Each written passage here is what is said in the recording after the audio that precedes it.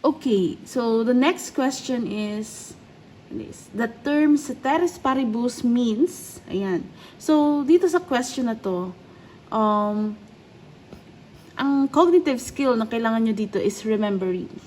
Ibig sabihin, kailangan nyo talaga maintindihan or maalala or masaulo kung ano ang ibig sabihin ng term na ceteris paribus. So, ito is a very famous line or phrase dito sa economics. So, ang sagot dito is other things held constant. Ayan, yan yung sagot niya. So, ngayon, it is a crucial assumption in economic models kasi 'di ba, real world is very complex. Na meron 'di ba tayo ng countless variables changing at any given time. Ibig sabihin lang niyan is that kunwari, yung mga decision ng tao, it is influenced by many factors. Pero here in economics, may mga sinesegregate tayong mga factors para mas maintindihan talaga natin yung impact or yung influence ng isang variable or factor. Now, think about yung law of demand. Diba? Sabi dun sa law of demand, as the price of a good increases, the quantity demanded decreases. Tama? So, diba sa law of demand, meron tayong inverse relationship of the price and the quantity demanded. So, etong relationship na to, this is only true if we hold everything else constant. Okay. Kaya 'di ba, dun sa law of demand, laging sa dulo merong nakalagay na ceteris paribus. Ibig sabihin, sabi doon, as the price of a good increases, the quantity demanded decreases. Ceteris paribus. So, for example, when we say na a higher price of rice will lead to a lower quantity of rice demanded. Sabi da, pag nagmahal daw yung rice, yung quantity demanded ng mga tao will be lower.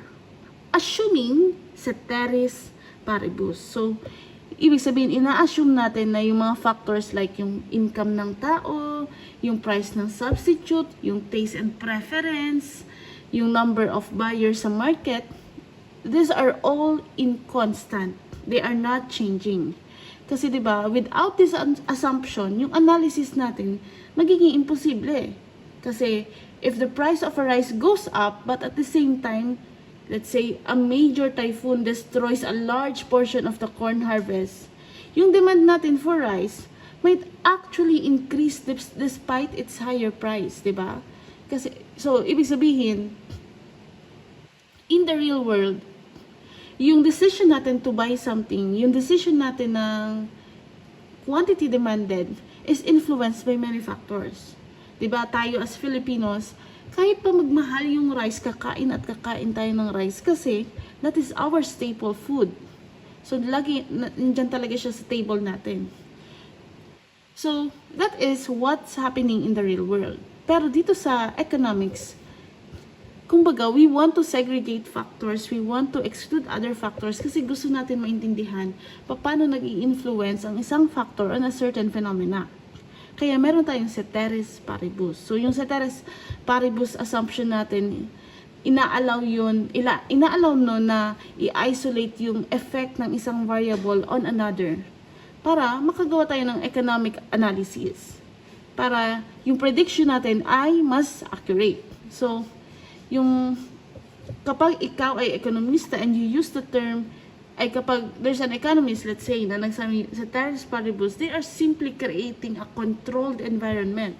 Parang, diba, nung high school kayo, yung meron kayong controlled and variable environment, controlled and variable.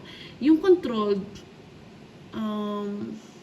environment, kunwari, yung mga nag-e-experiment, controlled environment, wala silang changes na ginagawa.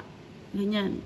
While yung iba, ay yung variable, meron. Ganun. So, yung ceteris paribus, parang ganun yung impact niya. It is creating a controlled environment dun sa theory to study. So, yun yung pinaka-concept ng ceteris paribus. And also, it is very gamit na gamit to sa almost all economic model na i-discuss natin sa mga susunod na questions. Ayan. So, of course, letter B, scarcity is not the answer. Kasi, yung scarcity, it is just a fundamental problem of economics. Hindi ito yung definition ng ceteris paribus. Hindi din closed economy ang definition ng ceteris paribus. Pero pag sinabi natin closed economy, just to add, yung closed economy, it means an economy that does not engage in international trade. Ibig sabihin, yung economy, let's say, si Philippines ba, is it a closed economy? No, it's not. Kasi tayo, we import, we export, we trade. So, we are not closed economy. So, ang kabaliktaran nun is closed economy. Ayan. And then we also have ito, absence of government intervention. So, ito naman is, hindi naman siya yung definition of ceteris paribus. So, incorrect din to. The answer here is letter A.